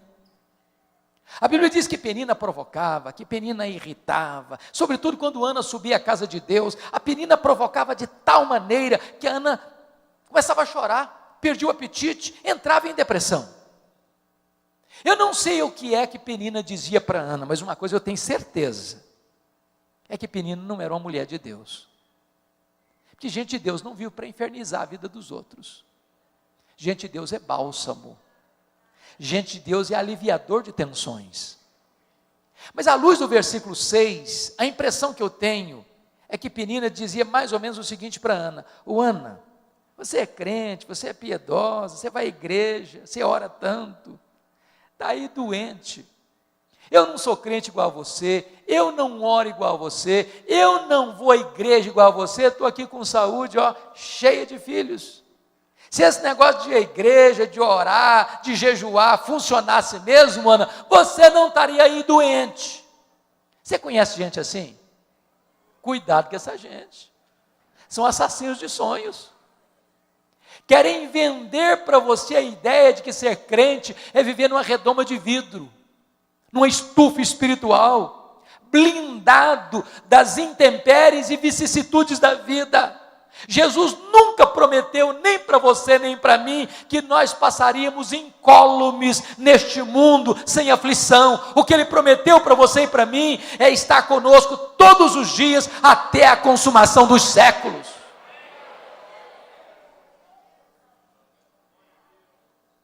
A segunda pessoa que quis matar os sonhos de Ana foi o sacerdote Eli. Diz a Bíblia que Ana subia todo ano para Siló. Lá estava Eli, lá estava Rofini, lá estava Finéias, mas não consta a Bíblia que em nenhuma dessas idas, nem Eli, nem Rofini, nem Finéias, olhasse para Ana, orasse com Ana, chorasse com Ana. A primeira vez que o sacerdote olhou para Ana, foi para sacar contra ela pesados libelos acusatórios, chamando-a de bêbada dentro da igreja, de filha de Belial. Até acho, Bispo Gerson, que se a Ana fosse presbiteriana ou da igreja de Deus, eu acho que ela ia sair da igreja. Acho. Eu acho até que ela faria um pouco mais, eu acho que ela ia fazer uma campanha para tirar o pastor Eli da igreja. Por muito menos as pessoas fazem isso hoje. Você conhece crente hipersensível? Conhece crente que parece cristal? Qualquer coisinha se milindra, trinca-se todo, fica magoado, também não vou mais na igreja, também não piso mais lá. Ana não era uma mulher hipersensível, não. Ana era uma mulher madura espiritualmente. Ela disse para o sacerdote: não, meu senhor, não me trate como uma filha de Belial, eu estou derramando a minha alma perante o meu Deus. Ela não permitiu que o sonho dela fosse roubado dela, nem mesmo dentro da igreja. A terceira pessoa que tentou matar os sonhos de Ana foi o seu marido, o Eucana. Eucana era um maridão, ele era amoroso, ele era solidário, ele era companheiro, ele era provedor. Ele dava porções duplas a Ana, ele amava a Ana. Ele só tinha um pequeno problema: ele não acreditava em milagres. Isso era demais para a cabeça dele. O Eucana conhecia a Bíblia, ele conhecia a história de como Deus curou a Rebeca, de como Deus curou Sara. Mas você não vê em momento algum Eucana orando com Ana, chorando com Ana, se colocando no lado dela, falando: minha filha, você quer ser mãe, eu sei que você ora, eu sei que você chora, eu sei que essa causa você coloca diante de Deus, pois é, eu vou estar com você, conta comigo, eu vou orar com você, eu estou junto de você, essa causa sua é a minha causa também, Deus já fez milagre lá atrás, ele pode fazer hoje também, conta comigo, Ana, eu estou do seu lado. Não, ele nunca fez isso. Mas se você olhar comigo o versículo 8, parece-nos que ele vai ter uma outra atitude. Eu acho que ele chega um dia que ele tem uma conversa com a mulher dele, aquela conversa que marido e mulher têm com a porta do quarto trancada. Eu vou parafrasear essa conversa. Eu acho que foi mais ou menos o seguinte: Ana, vem cá, filha, preciso bater um papo com você. Ana, você não está percebendo que esse negócio de ser mãe está virando uma obsessão na sua vida, não? Ou minha filha está virando uma doença? Para com isso. Aliás, você está insistindo com Deus numa causa perdida, filho. Você não sabe que a junta médica de Ramá já deu o diagnóstico dizendo que não tem cura? Para que você insiste? Larga a mão desse sonho, Ana. Desiste disso. Para de chorar. Sai dos quartos escuros. Aliás, minha filha, você não está nem curtindo o maridão que você tem. Você não sabe que eu sou melhor que 10 filhos para você? Se fosse hoje, eu diria assim: Ana, pense em mim, liga para mim, chore por mim, não chore por ele, Ana. Assassino de sonhos. Cuidado, porque os assassinos de sonhos podem estar dentro da sua própria casa, muito mais perto de você do que você imagina. Não desista, não desista. Mas eu quero concluir olhando o último ponto. O que fazer quando os nossos sonhos estão sendo adiados? Ana nos ensina 3 coisas. Primeiro, se os seus sonhos estão sendo adiados, continue crendo, continue orando, continue jejuando, continue colocando essa causa diante de Deus. continue insistindo, continue perseverando. Irmãos, às vezes nós desistimos cedo demais. Nós caminhamos até a beira da entrada da terra prometida e perecemos no deserto. Pense comigo quantos casamentos que acabaram, que não poderiam e não deveriam ter acabado. Faltou um pouquinho mais de paciência, um pouquinho mais de amor, um pouquinho mais de perdão, um pouquinho mais de renúncia. Não desista, persevere. Chore um pouco mais, ore um pouco mais, lute um pouco mais, jejue um pouco mais. Não desista, não desista. Norman Vincent Peale foi um pastor metodista. E Norman Vincent Peale escreveu o seu primeiro livro, O Poder do Pensamento Positivo. Todo escritor enfrenta esse problema. Nenhuma editora gosta de publicar o primeiro livro de um escritor. E ele então procurou as editoras para publicar o seu livro. Bateu de porta em porta, nenhuma editora se interessou pelo livro. Ele ficou tão frustrado que jogou os rascunhos no lixo e disse assim: no lixo vão ficar os meus sonhos. Dona Ruth, sua mulher, mais crente e mais otimista do que ele, como via de regra as mulheres são, pegou os rascunhos do lixo e disse assim para ele: eu vou lutar pelos seus sonhos. Voltou a bater de porta em porta nas editoras. Encontrou uma editora interessada no livro. Resultado? Esse livro já vendeu mais de 40 milhões de exemplares. Estavam no lixo. Um dos maiores best-sellers da literatura cristã. Não desista. Não desista em nome de Jesus. Na saga da política americana, há um homem que me impressiona muito. Franklin Delano Roosevelt. Esse camarada estudou em Harvard, estudou em Colômbia, entrou na política, fez uma carreira brilhante. O sonho de Roosevelt era ser presidente dos Estados Unidos da América.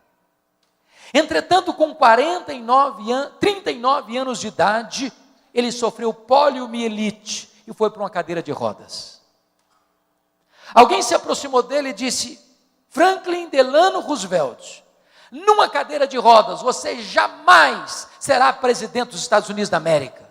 Ele respondeu: pois eu nunca desistirei. Foi o único homem até hoje, na história americana, que foi eleito e reeleito presidente dos Estados Unidos da América 4 vezes, consecutivamente. Não desista de seus sonhos. Não desista de seus sonhos. A segunda coisa que Ana nos ensina, quando os nossos sonhos estão sendo adiados, é que você precisa tomar posse das promessas da palavra de Deus. Olha que coisa magnífica. Eli abrir a boca e falar uma tolice para Ana, chamando-a de bêbada. Essa palavra Ana não acolheu no coração. Irmãos, eu sou pastor há 33 anos. Eu já vi muita gente doente emocionalmente, porque um dia escutou uma palavra atravessada do pai, da mãe, do marido, da esposa, do professor, da professora, do patrão, do vizinho. E essa palavra entrou com uma seta envenenada e adoeceu a alma. Se alguém um dia falar uma coisa atravessada para você, por favor, não hospede essa palavra no coração. Você não é o que as pessoas pensam, você não é o que as pessoas falam, você é quem Deus diz que você é. Agora preste atenção, esse mesmo profeta que falaram uma tolice, agora abre a boca, e é um mensageiro de Deus, e é um profeta de Deus, quando ele diz para Ana assim: vai em paz para a tua casa, e o Deus de Israel te conceda a petição que lhe fizeste. Essa palavra é boa, essa palavra é de Deus, essa palavra Ana acolheu no coração, essa palavra trouxe cura e libertação para Ana. Agora nota uma coisa, Ana teve 2 curas. A primeira cura que Ana teve foi a cura emocional. Emocional.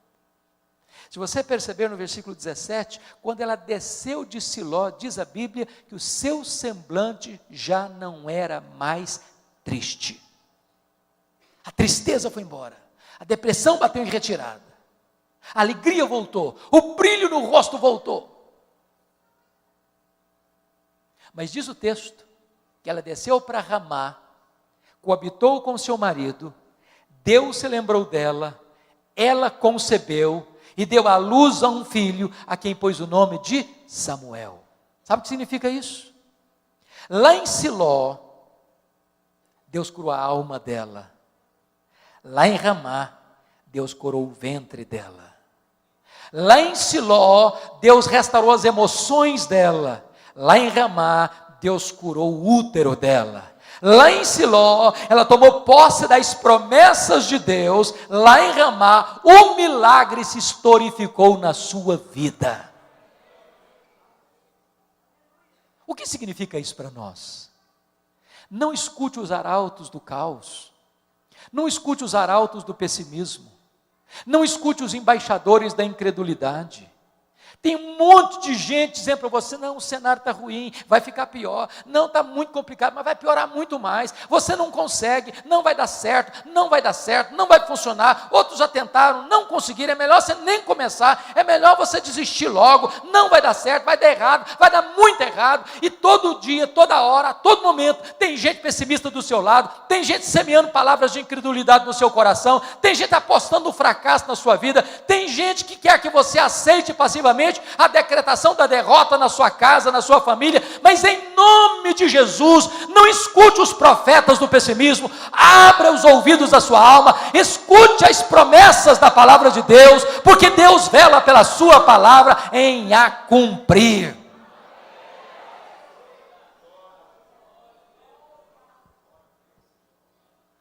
Finalmente, Ana nos ensina a última verdade. Se os seus sonhos estão sendo adiados, saia dos quartos escuros. Pare de lamentar. Pare de murmurar. Pare de reclamar. Volte a viver, volte a sonhar, volte a sorrir, volte às trincheiras da luta. Dá-me a impressão que Ana queria ser mãe, mas ela chorava tanto, estava tão deprimida, que ela nem se relacionava mais com o marido. Quando ela volta de Siló, o semblante está mudado, o rostinho alegre, cara bonita, semblante irradiante, o marido se interessa por ela se interessa pelo marido, e diz a Bíblia que ela se relaciona com o marido, e Deus se lembrou dela, e ela concebeu, e ela deu à luz a um filho, a quem pôs o nome de Samuel. Você e eu cremos na mesma verdade, Deus é soberano. Não tem acaso. Não tem sorte, não tem azar, não tem determinismo cego, não tem olho gordo, não tem feitiço, não tem sexta-feira 13, não tem esse negócio de ficar com medo de passar debaixo de escada. Você não é governado por coisas místicas, você é governado pela mão do Deus Todo-Poderoso. Nem um fio de cabelo da sua cabeça pode ser tocado sem que Deus saiba, sem que Deus permita, sem que Deus tenha um propósito. Então preste atenção nisso, volte a viver, volte a cantar, volte a sorrir, volte a saber que Deus está no controle, que a sua vida não está solta ao léu, jogada de um lado para o outro. A mão de Deus dirige o seu destino, e você pode clamar com todas as forças da sua alma: nós sabemos que todas as coisas cooperam para o bem daqueles que amam a Deus, daqueles que são chamados segundo o seu propósito.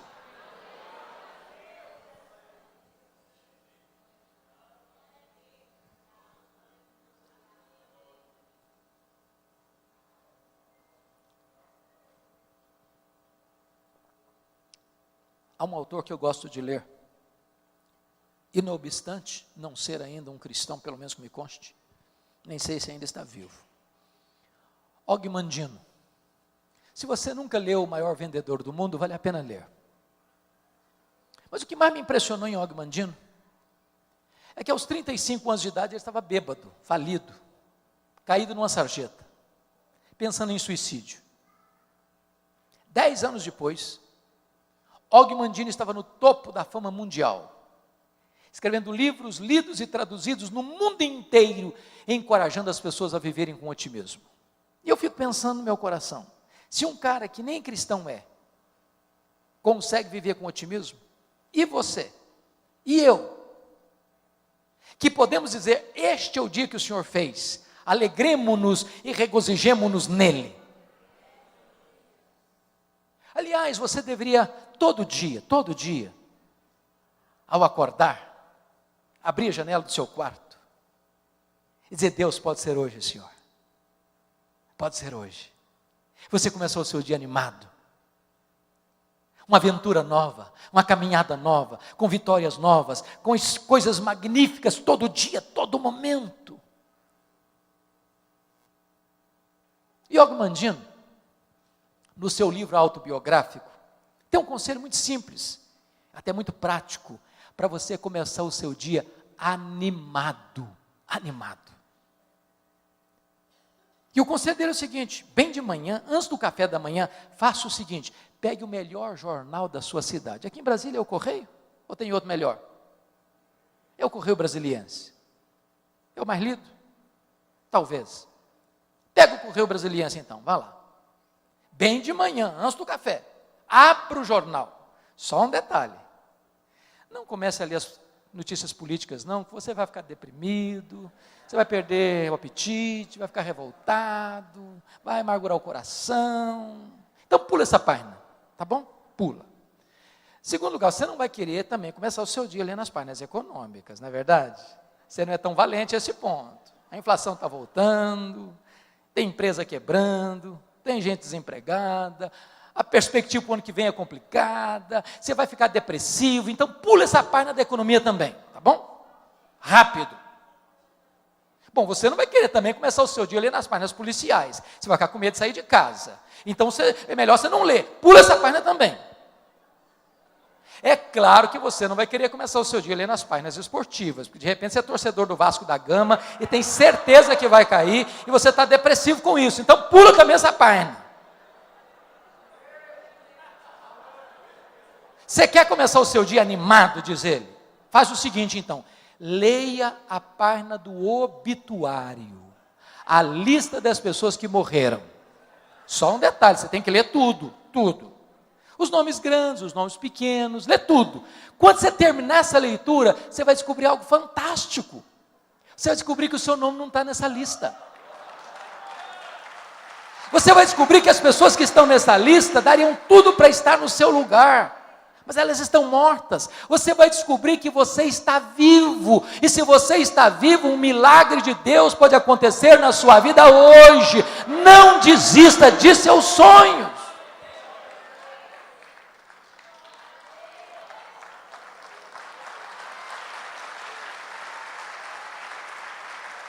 Esta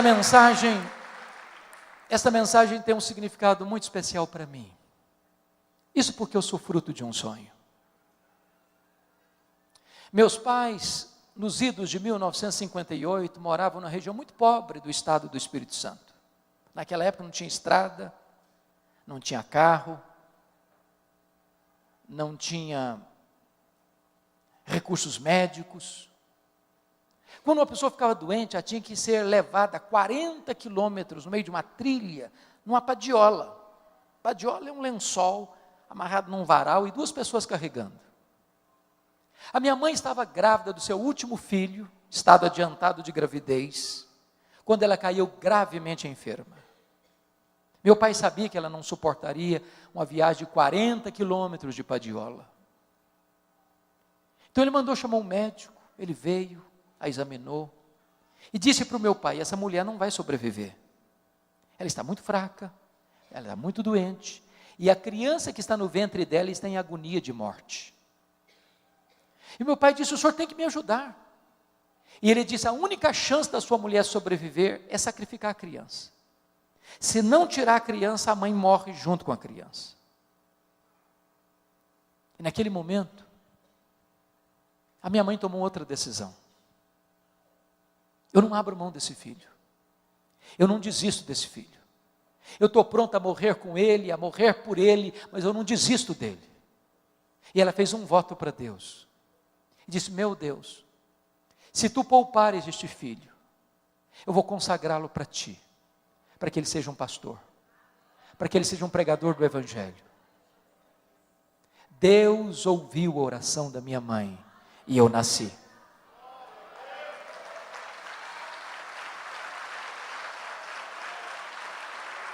Nasci na roça, já trabalhando na enxada, com as mãos calejadas. Com 8 anos de idade eu fui calçar o meu primeiro par de sapatos. Na minha região não tinha escola, a não ser escola primária. Nunca ninguém tinha saído dali para fazer mais do que 4ª série primária. Eu entrei na escola com 8 anos. Com 12 anos eu botei 4 listinhas brancas, uma gravatinha azul. Era tudo que se fazia naquele lugar. De uma maneira muito curiosa, eu tinha sede de estudar, uma vontade de estudar. Na minha casa não tinha livros, só tinha um dicionário velho, rasgado. Com 10 anos eu comecei a decorar aquele dicionário. Com 12 anos eu terminei o primário. Mas com 12 anos eu não sabia o que era luz elétrica. Com 12 anos eu não sabia o que era uma cidade. Com 12 anos eu não sabia o que era uma televisão. Com 12 anos, a minha professora que me alfabetizou disse assim para mim: eu sei o seu sonho de estudar, eu estou mudando para Vitória, você quer ir comigo? E eu disse para ela: se os meus pais deixarem, eu vou. Eu nunca tinha dormido uma noite fora de casa. Com 12 anos, eu subi na carroceria de um caminhão e fui parar no pior bairro da Grande Vitória, dentro de um mangue, do lado de um prostíbulo, um barraco de tábuas com 4 cômodos, com 10 pessoas. Foram tempos dificílimos na minha vida. Irmãos queridos, muitas vezes, eu namorei um pão na vitrine de um botequim. Meu estômago doía de fome. As lágrimas rolavam pelo meu rosto. Eu não tinha dinheiro para comprar um pão para comer. Muitas vezes eu acordava de noite com fome, não tinha açúcar para comer, não tinha farinha para comer, e eu dormia soluçando de fome. Eu tinha um sonho, e eu queria lutar por ele. A minha mãe sabe que nunca me contou o projeto dela com Deus. Ela entendia que Deus haveria de me chamar, em vez de eu ser sugestionado a ir para o seminário. O meu sonho desde criança era ser advogado e político. Eu nunca perdi um comício. Naquela época o comício era na praça, na rua. Enquanto o último orador não descesse do palanque, enquanto as luzes não apagavam, eu não ia embora.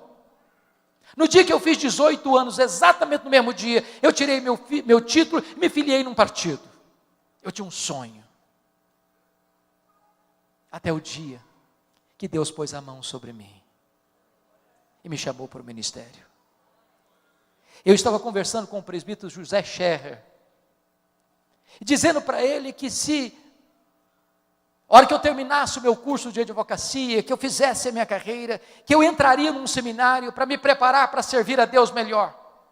E aquele presbítero olhou dentro dos meus olhos e me disse assim: jovem, você quer dar a sobra para Deus, e Deus quer você por inteiro agora. Aquela palavra entrou com uma flecha no meu coração, e eu disse: pois aqui estou eu me entrego agora. E Deus pôs uma convicção plena no meu coração de que Deus me chamava naquele momento para o sagrado ministério. Eu abri mão dos meus sonhos e abracei os sonhos de Deus. E hoje eu posso dizer para você que não tem nada mais sublime no mundo do que ser pastor, do que ser pregador do Evangelho de Jesus Cristo nosso Senhor. Antes da minha mãe morrer, ela me chamou à sua casa e disse: filho, eu preciso falar com você. E ela me contou essa história. E ela me contou mais. Ela me disse: meu filho, nesses anos todos, eu nunca deixei de me levantar da minha cama e prostrar meus joelhos e pedir que Deus capacitasse você, que Deus ungisse você, que Deus revestisse você com graça e poder para pregar a palavra de Deus. E eu abracei minha mãe, chorei muito com ela e disse para ela 2 coisas. Falei: mãe, a senhora está me ensinando as 2 verdades mais importantes da minha vida. Primeiro, a senhora está me ensinando que um filho nunca é pobre se tem uma mãe que ora por ele. Segundo, a senhora está me ensinando que muito mais importante que os meus sonhos são os planos de Deus. São os planos de Deus. Se preciso for, abra mão dos seus sonhos, mas nunca abra mão dos planos de Deus para a sua vida. Eu sei que você tem sonhos, e hoje você pode colocá-los na presença de Deus. Se esses sonhos estão afinados com o plano de Deus, Deus há de cumpri-los. E se você quer colocar esses sonhos no altar de Deus, eu quero orar com você. Eu quero orar por você. Eu não sei quais são esses sonhos. Talvez uma doença. Talvez um filho. Talvez o seu cônjuge. Talvez a sua família. Talvez a sua empresa. Talvez a sua igreja. Talvez a conversão de alguém que você ama tanto. Talvez você que veio aqui hoje, está lutando para ser mãe, pois hoje Deus pode fazer esse milagre na sua vida, porque Deus é aquele que faz com que a mulher estéril seja alegre, mãe de filhos. Qual é o seu sonho? Derrame a sua alma na presença de Deus.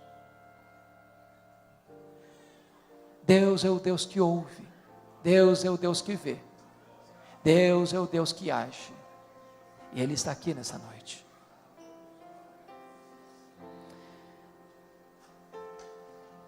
Deus, Tu és magnífico, revestido de glória e de majestade. Não há outro Deus além de Ti. Só Tu és Deus. Tu estás assentado num alto e sublime trono, mas também Tu te inclinas para ver o que se passa no coração dos homens. Então Deus olha para nós nesta noite, com graça e com misericórdia. Contempla o clamor dos Teus filhos e das Tuas filhas. Olhe dos altos céus e vê as lágrimas que estão sendo vertidas. Ó Deus, Tu és poderoso para sondar o nosso coração, para escutar os gemidos da nossa alma. Não permita que o Teu povo volte para casa de mãos vazias. Que o Teu povo, Deus, possa voltar para casa com um brilho no rosto e com a promessa da vitória nas mãos. Que o Teu povo se aproprie da Tua palavra nesta noite e que os milagres da Tua providência se historifiquem na vida do Teu povo. Exalta o Teu santo servo Jesus nesta noite, neste lugar, e glorifica o Teu próprio nome na vida da Tua igreja. Aqueles que estão enfermos, Deus, Tu és poderoso para curar. Aquelas mulheres que têm lutado para ser mãe, que nesta noite Tu ordenes a Tua bênção, que Tu abras a sua madre, para que daqui a um ano, estas mulheres compareçam aqui na Tua casa, com seu filho, a sua filha, nos seus braços, dando glória ao Teu nome por esta vitória. Se alguém aqui, Senhor, com o casamento abalado, restaura esse casamento. Se algum filho aqui, Senhor, que está vivendo um relacionamento estremecido com seus pais, converta o coração dos filhos aos pais, converta o coração dos pais aos filhos. Se alguém aqui, Senhor, desviado da Tua palavra, desviado do Evangelho, longe do Teu aprisco, traz de volta esta ovelha desgarrada, para que ela possa Te servir com alegria na Tua igreja. Se alguém aqui, Senhor, com o coração frio, ó Deus, vivendo um cristianismo apenas de rótulo, vivendo a vida cristã apagada, morna, apática, aquece esse coração, inflama esta alma, derrama sobre nós o poder do Teu Espírito. Ah, Senhor Deus, contempla o Teu povo, visita o Teu povo, fortalece o Teu povo, alegra o Teu povo, reaviva o Teu povo, exalta o Teu nome na vida do Teu povo, em nome de Jesus, para a glória de Jesus. Aleluia, aleluia, amém.